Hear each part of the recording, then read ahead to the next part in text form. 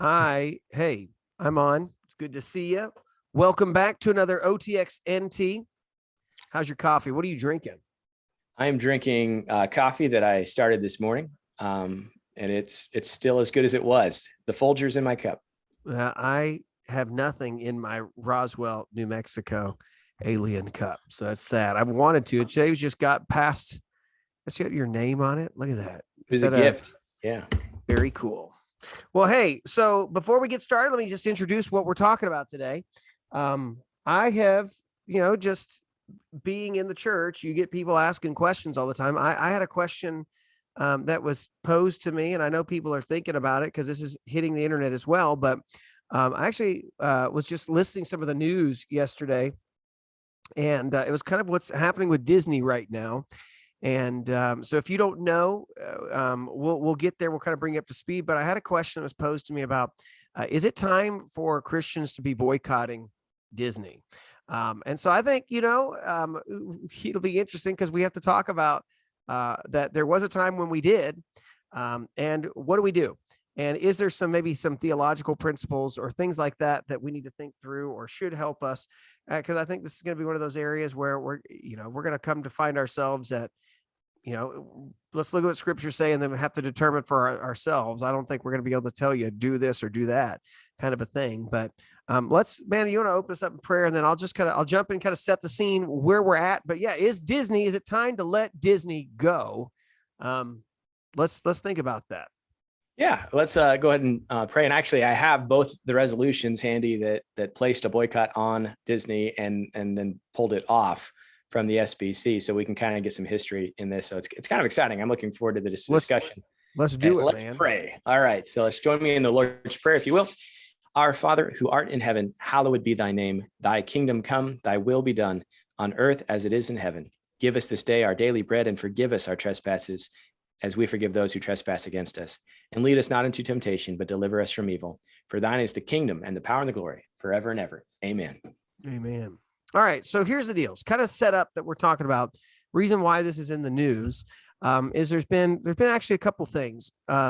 So Pixar had a movie that came out just recently called was it Red or something like that? And Panda or something. Yeah. It's the Panda. Yeah. It's and so actually turning red. And so, there's been, for me, I'm at a point already with my family, any content, I'm just like, until I've seen it, I'm not watching it we're not letting the kids watch it. But I've heard some things already, is that there's a little bit of controversy around it. And so there were some things that people had said that it's, a little bit mature. And then some have said, is there some kind of hidden message that's going on behind it? Like I said, I haven't read it, but already that was kind of the first thing that kind of came out. The other big things that have been taking place is, so Florida had the bill that came out that, the media loves to call the Don't Say Gay bill, but it's essentially about what you can teach to sexuality to your children up to third grade, that they wanted to kind of keep that conversation out of the classroom. And so Disney stepped in it and had said originally they were going to not talk about it, and then they started talking more and more about it. And then in Texas, there were some things that were going on to try to protect and to make it really that you couldn't do transitioning at a young age. And Disney is now coming out and now they're frustrated about that.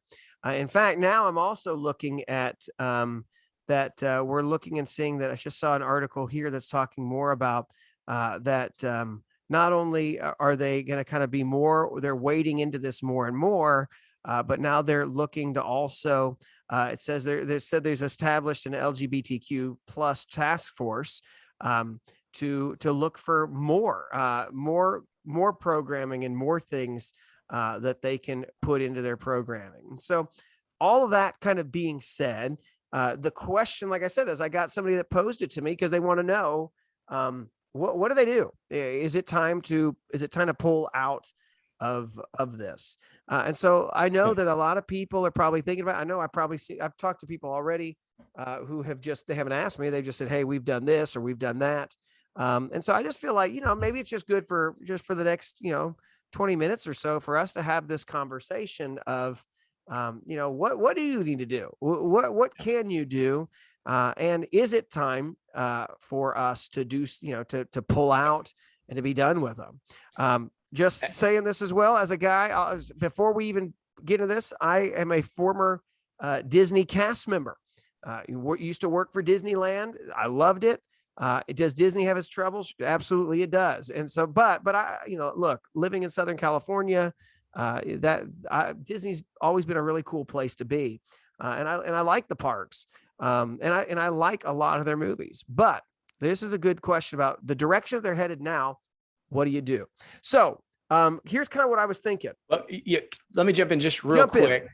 We usually, make everything that we talk about pretty open for if you got kids listening. But I'm thinking that you may just want to. We're going to try to talk around this as much as we can, but some of this stuff may not be so kid friendly, and it's really weird to talk about Disney and have to give a disclaimer. No, but I thought that maybe we should throw that out there. If you got, just be aware. If you happen to be listening to this with your 3-year-old, even more, or so, even 10-year-old, like there are some things that we're gonna, that you have to talk about. But kind of here's what I was thinking. Right, is I think we need to ask the question first and foremost, like, what might be some biblical principles to talk about from this perspective? Like should Christians be involved with? Because I think the way this usually goes, right, is one side says, we're done with Disney. We're never supporting Disney. We can't deal with Disney ever again. And then the other side is like, well, it's everybody's this way. Right. And so there's gotta be some sort of a conversation, right? Can we find something that maybe is maybe more of a biblical, like, tell me why I should be fully one or the other. And so I don't know. I kind of want to have that theological conversation. And then I want to have a conversation about like maybe where we have been in the past or anything like that. So your initial thoughts while we're talking about this is, give me what you're at, because I'm going to go to some scripture in just a second on this. Right. And I think, again, on the boycott issue, that's something we have to discuss. And it's one of the things I think that failed on the first boycott is just a lack of buy-in across the Southern Baptist Convention, because we lost the media battle and people loved Disney. And it was hard to even believe what you were hearing. And Disney was good at launching certain things through their affiliate networks so that their name wasn't on it. And so, but yeah, I think it was more than justified. It would have been nice if we'd had a better education bar going, and it would have been nice if, maybe the Catholic Church joined in with us on that, because for the same reasons that we would have stood against it, they could have stood too, and we could really have brought some hurt and turned the course. And we did turn the course. That's the thing. And also, I just wanted to speak to this anti-grooming bill, is what some people are calling it in Florida. Because why do you need to teach sexual education to kindergartners? Especially in light of this, last week, there was a huge bust of 108 human traffickers dealing with pedophilia in Florida. And out of the 108, there were, I think, 4 Disney employees included in that, and a judge. It's not as though this is abstract ideas that some of this stuff leads to mistreatment of children. And so I think that there's a direct correlation between that bust and the concern about over-sexualizing children at an early age. And so that weighs into some of this. And I think that that's part of the concern. It's not just abstract. We want people to treat each other with respect and dignity. Yeah. However, when it comes to boycotting, like you said, what can you keep if you start boycotting stuff for LGBTQ reasons or for whatever purpose in today's culture? But I do think there is even a Christian conscience level to this that I think is important, and just recognizing that there were things that we used to think as neutral, and I can spend my money and maybe it's not all going to positive things, but then there's also things that you can spend your money on that is going to then target your own family's children and culture and move them in a sinful direction. And I think that's a stronger reason to maybe stand against some of these things and maybe even organize boycotting. But yeah, the big thing for me is I'm a little bit of a pragmatist. And if it's not going to work, we got a ton of bad press for the boycott in the 90s. And that stuck with us for another decade following that. And Southern Baptists, really, a lot of them are ashamed of their name because of the bad press that followed that boycott. And I think we really should stand proud about making a stand. And I mean, just let's just go into some of that. I don't know, maybe Yeah. There were G-rated movies with subliminal sexual messages being produced in the 90s. And that stopped when the Baptists stood up and said, no more of this. And we didn't see that. We still don't even see it to that level. I mean, I had the VHSs. I could pause and put it on slow motion. And it was amazing how blatant it was. And we were subjecting 4-year-olds to these subliminal messages. And so again, I do think there was a great effect on that boycott. And it was frightening, I think, for Disney to think that they could lose that revenue source. If Christians were united in this, you could really make a difference. But the key is you don't want to create a situation where the fear, I think, is we pull ourselves so far removed from the world that our children rebel against that later on because we're just against fun. I think that's a fear of a lot of parents. I'll kick it back.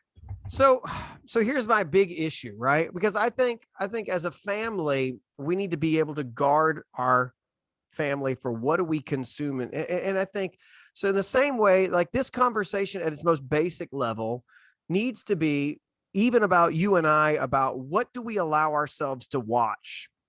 So like this past week, there were some new, or 2 weeks ago, I watched some movies that were new and I thought, man, these look like these were going to be films that were going to be ones that I was kind of excited about, and they were on for streaming. And I watch it and I realized, like, even then I'm like, I should have turned it off.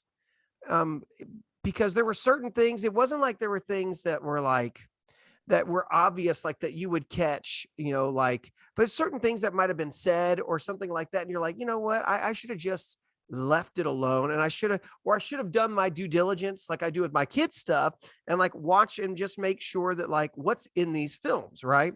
And so I think even as Christians, you and I need to be conscious, like, what are we putting into our hearts? What are we putting into our minds? But as families, I have to be very much even more aware too, of the same kind of thing of like, what do I allowing into my home?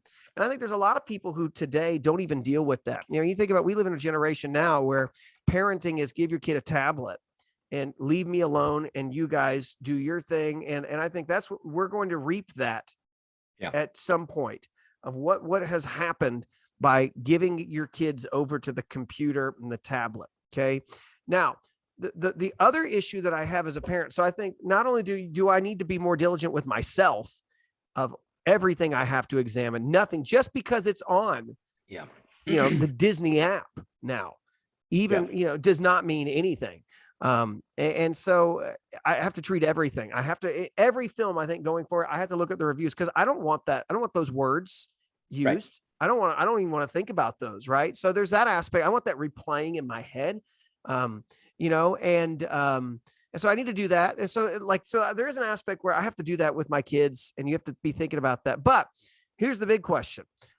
If I were to, as a dad, if I were to say, we're done with Disney because of what they're putting out now, the content that's coming out now, where do I take them? The truth is there's no other companies. Nickelodeon's got the same set of problems. They've got their same issues, the same set of garbage that they're putting out as well. There's really nothing. There's no other place right now. Yeah. I mean, it's, there are Christian creative groups. The problem is that the expectation of films is so fast nowadays. I know Answers in Genesis, they're putting out some children's stuff, Pure Flicks. If you've got young girls, maybe tween girls, they've got some good stuff. I was a little underwhelmed with what they had for young boys. But yeah, the other question, I guess, is how addicted to television are we? Now, I'll tell you, we've got Disney Plus, and I'm not sure if we're going to cut the cord or not, but I basically restrict my kids to cartoons that predate 1995. Yeah. But then if my kids disobey me, I don't necessarily have the locking mechanisms that I would like in place. And then you just got to be really, really clever on all those things. But even if you look back in the 80s and the 90s, a lot of the movies there was a lot of promiscuity, a lot of things. It was more heterosexual in orientation, but there were things that were inappropriate then that we just were more accustomed to saying, oh, that must be okay. And Yeah. so, short of going straight Mennonite on this and just totally detaching, it is hard. And so, yeah, I'm like you. I pull up Common Sense Media or Plugged In, and I have to review every movie. I hear my my parents or my the kids, my parents-in-law wanting to take the kids to a movie, and I'm like, well, did we vet it? Did we vet it? Because every new movie coming to the theater is finding a way to jam some stuff in there, and I don't necessarily want my kids exposed to some of those Everything things. has an agenda. And I don't want to fund it. Even Yeah. Luca came out. Everybody loved Luca. Of course, Luca was praised as having a subtext that could be readily adopted by the LGBTQ community. And, they celebrated that, but it was enough below the scene that those that would have an issue with that didn't see it. But again, that's the kind of stuff, knowing that was being double played by Disney. I was reluctant to let anyone see that. So I haven't even embraced that, but that would be over the edge. And I remember preaching about Beauty and the Beast, the remake, and telling the church, you need to make a stand here, because if Disney gets away with this, it's going to blow open the gates. And wait. Beauty and the Beast? The remake, because remake? they made a big deal. The new one. And the live action. And all of the church, nods on Sunday, and then all their Facebook posts, because they're such Disney addicts. They're all there. And, half the people didn't know there was anything there. And, when you're an adult and you don't have young kids in the home, you don't even think about some of this because you're so desensitized to it. But Disney was testing the waters there.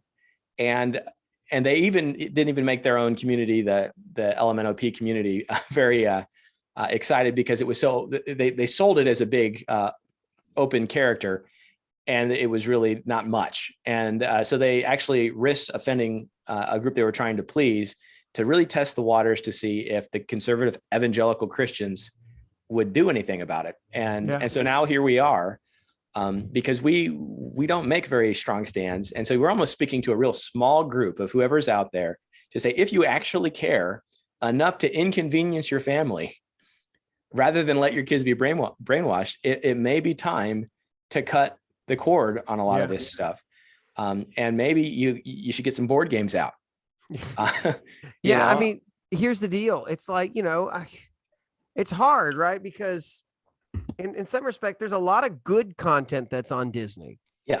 And like you said, I feel like even this with my superhero movies in general, like you got to look back to a certain time frame, or at least TV shows, to a certain set of decades where you're like, they weren't putting that in your shows, right?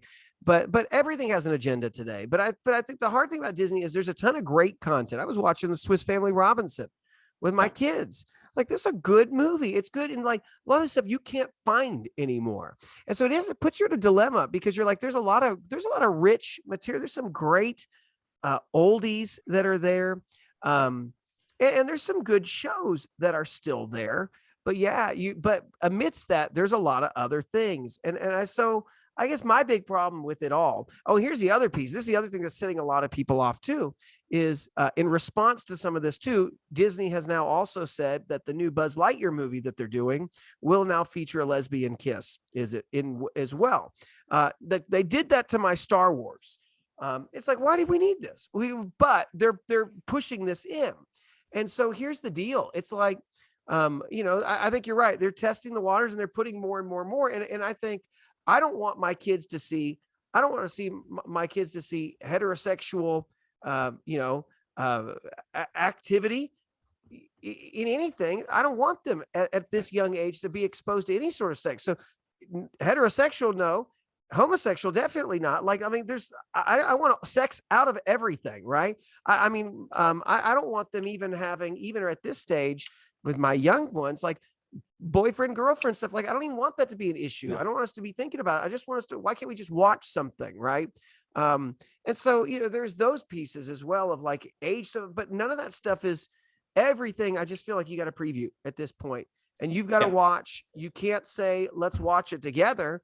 I have to watch it before. And so, and then you've got to have time. You've got to have time as a parent to watch a movie twice. Yeah.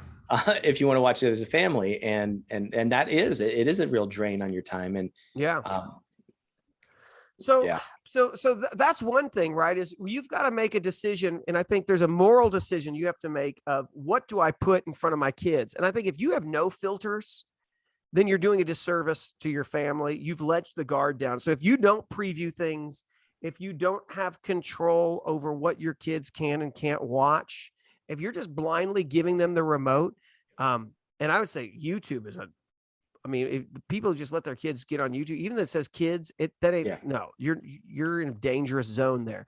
You've got to be careful on that. There's the other side, which is this, okay, is my money.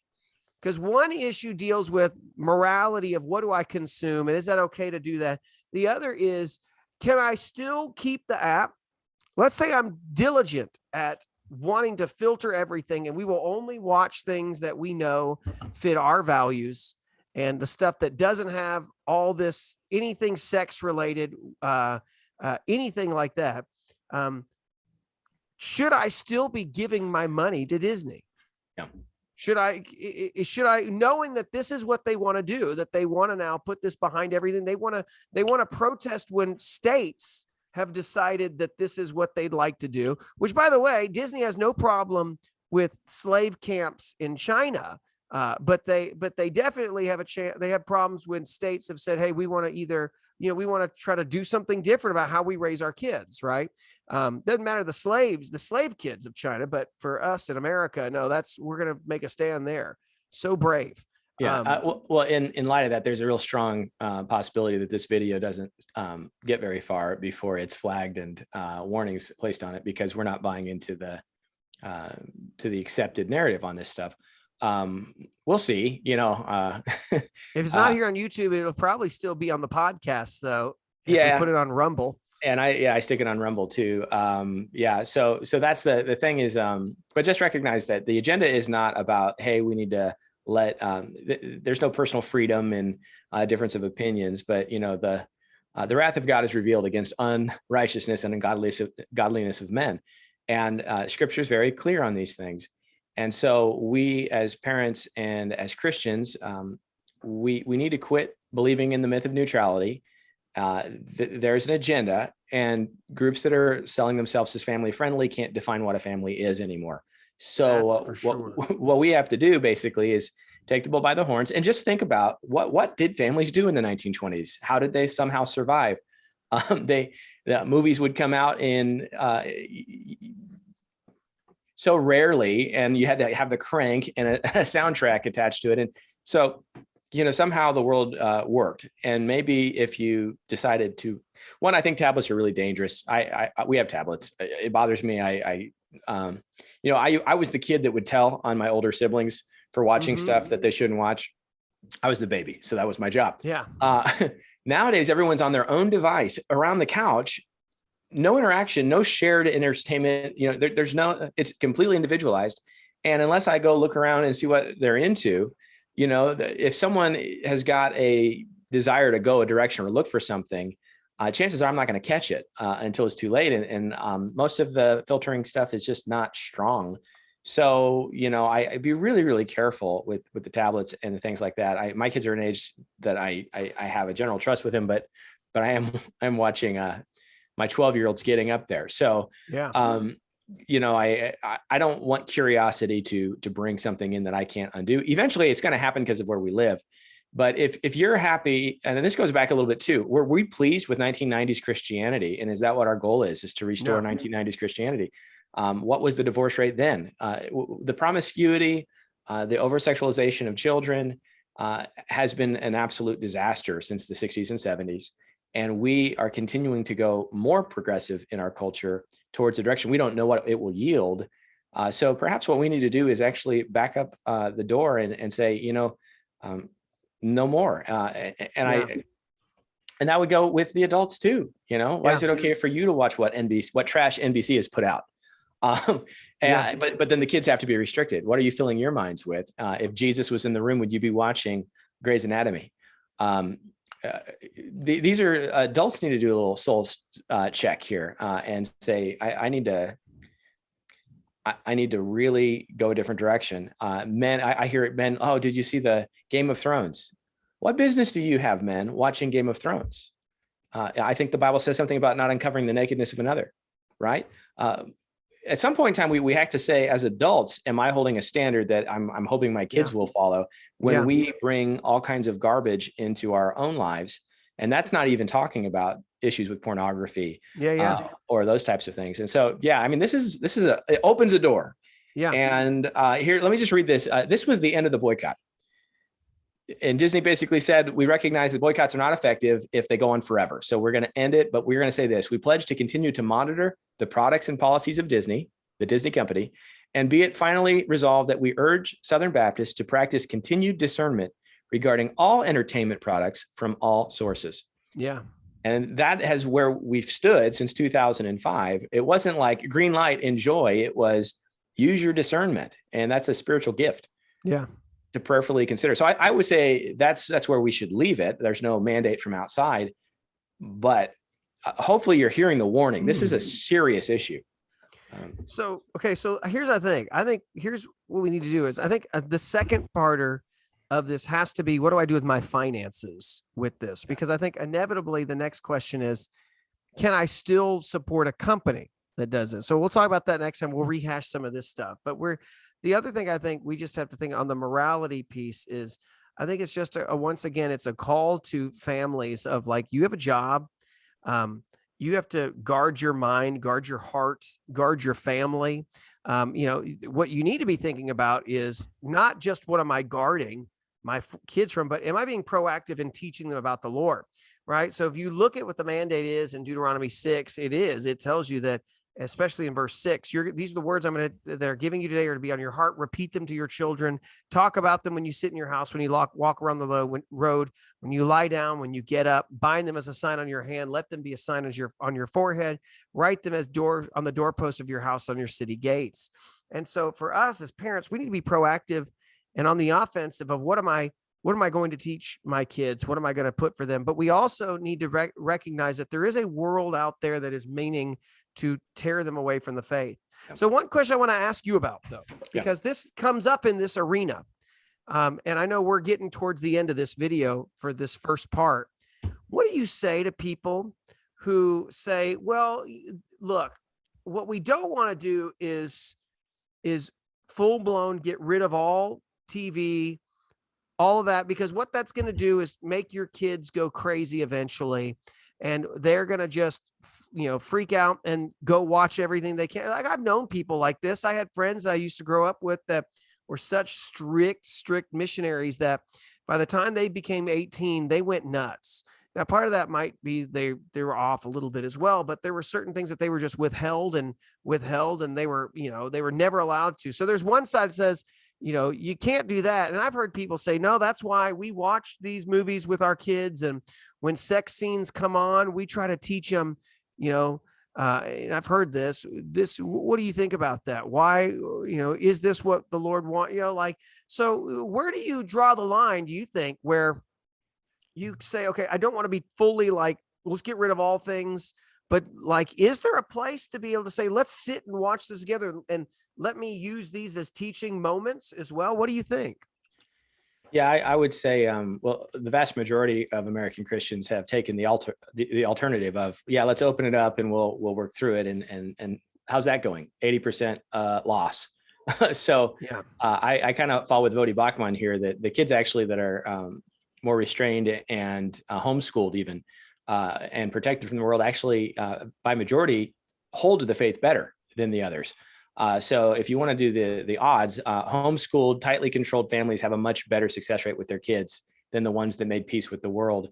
And just so we all know the preacher's kid or missionary's kid who went nuts. That does happen. I think that there's lots of reasons for that. I would say, again, Leviticus is pretty helpful. Don't look on the nakedness of another. So there's no business to watch a sex scene ever. No. And so I don't need to talk to my kids about that. What I need to do is figure out, why am I watching movies that have this in there? Because I already made peace with it, because maybe I was malformed as a child with my parents in the 80s or 90s and allowed to watch things that I shouldn't have watched. And so we got off the rails a while back. And now certain things, if you're watching TV and say you're watching Jeopardy and what comes on, actually, I didn't mean to bring that one up, but that might be a teachable moment, because it's going to be, the kids are going to be confronted with something. And so we have to have some opportunity to talk about that. I mean, I remember being like 6 years old and seeing a man in drag, and it scared me. It was like, whoa, something's not right. The kids today, we're going to bring all our kids to the library and have that person read them, children's stories, and open them up to other disordered behavior, for lack of a better term. So no, I have to address those things. I think that if anything, we are erring on the side of being way too loose with our kids versus being overly careful. And my answer would be, look around. Are we retaining our own kids? What we're trying to do is not working, and peace with the culture has failed. So we've got to figure something out. And just restricting your kids and not educating them and drawing them into a deeper faith with Christ won't work. That I think is what really goes wrong in a lot of these things is we're not discipling our children. We're just putting them in a silo away from the world. That I think is the problem. We need to be discipling our children and at the same time protecting them from things that they're not ready for. Yeah. And part of the other thing is they should get married a lot younger and have the weight of responsibility on their backs, so they don't have time for the shenanigans. But that's a different conversation. It's another one we can do another day. But I think if I'm hearing you right, I will say this. I think a lot of people who say, no, I use these as teachable moments, I would venture to say, are you there all the time doing it with them? Right. And I think that's the lazy answer. It's well thought. No, we good intention.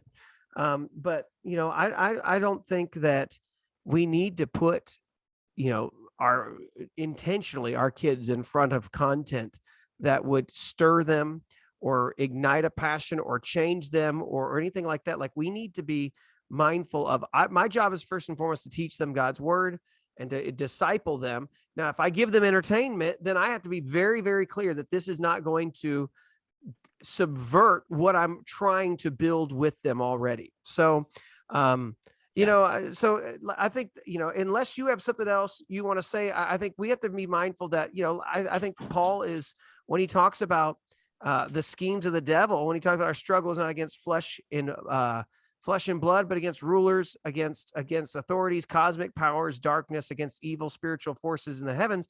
I think that's also includes the plan for our family that is found in entertainment, in the culture. All that stuff is controlled. And we can do that another video too, about what the darkness that surrounds culture that we live in. And there's a real plan. When he says, when the scriptures talk about the devil goes around like a roaring lion looking who he can devour, like, that's not just meaning like, hey, you should just, try to be a better Christian. Like, it's like, there's a plan to rip you down. Don't think that that's not at the forefront of all these companies that are there making content to begin to change your mind on things, to begin to desensitize you to things, to begin to change you think about all the commercials. It's all there from everything.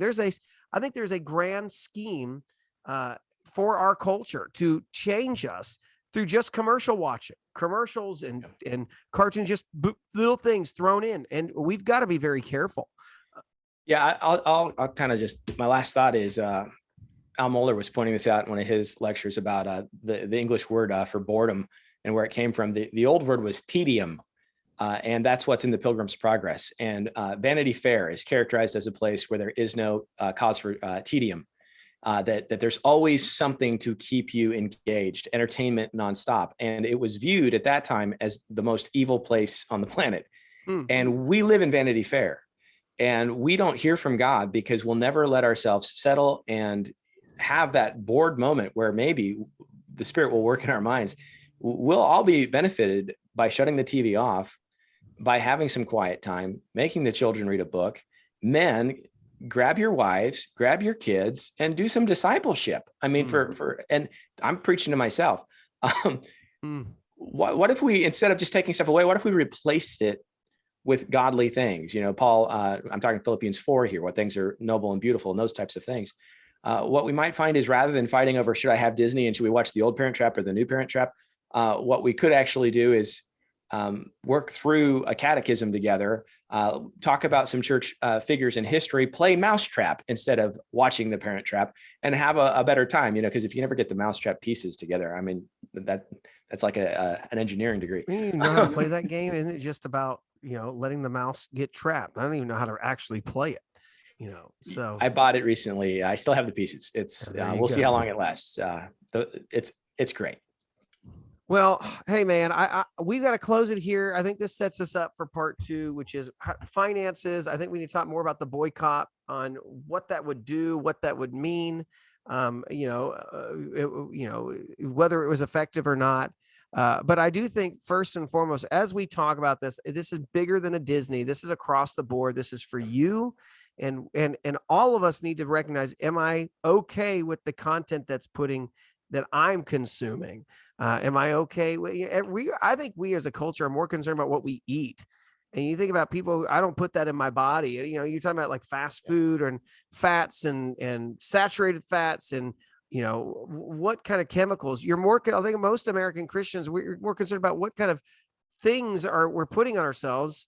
We'll care about the essential oils because we don't want to use certain soaps. But when it comes to what am I putting into my mind from the content that I read to what I watch, there's no filter there. And so we better get a filter and we better think through that. And so before you start thinking through, the first step is, do I have a filter for myself?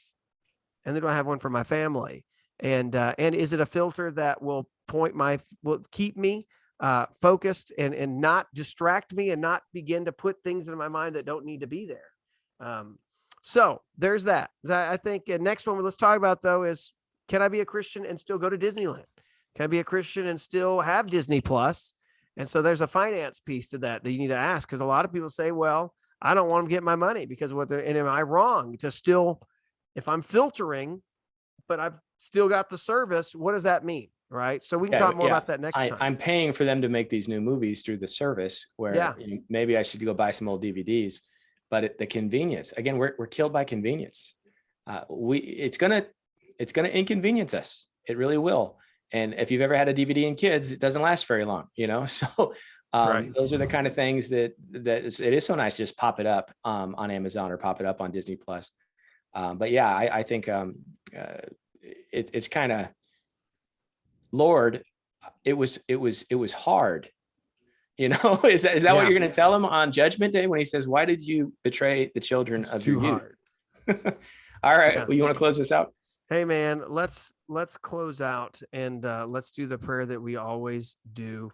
And so as you try to make this decision, I think all of us need prayer on this. So how do we do this? How do we sift through all of this? May the Lord bless you and protect you. May the Lord make his face shine on you and be gracious to you. May the Lord look with favor on you and give you peace. Hey, thanks for watching. Thanks for listening. Piece, sure. Andrew, do we want to talk about real quick just what's coming to this channel? Yeah, so we're looking to merge our podcasting together so that you can get the two of us and all of our devotions and theological sidebars. Don't subscribe to Disney Plus. Subscribe to OTXNT. That's right. That's right. For no fee at all. And hopefully that'll give you some more variety and it'll help us to be more consistent on content. Yeah. So look for that. We'll direct you in that way. In the meantime, share this video with someone because this is a topic that people need to think through. And we've opened a door. We haven't solved the problem, but I think it's worth sharing. Yeah, man. Well, hey, so be soon enough. Just be knowing that at some point, if you're watching this either on mine or Andrew's or you're listening, that's going to change. And it's all merging to one central place. And so we'll give you more and more. We'll put links once that happens, but we're getting close. We're just inking out the deals and the contracts for how that happens and who gets more FaceTime and royalties at the end of all of that. So, but hey, thank you for watching. God bless, guys. And hey, it's hard, but keep at it. Keep thinking about how you do this, how you live this out in your home, and edify the Lord with what you watch and what you're doing. So, take care. God bless. Thanks. See you, man. Bye.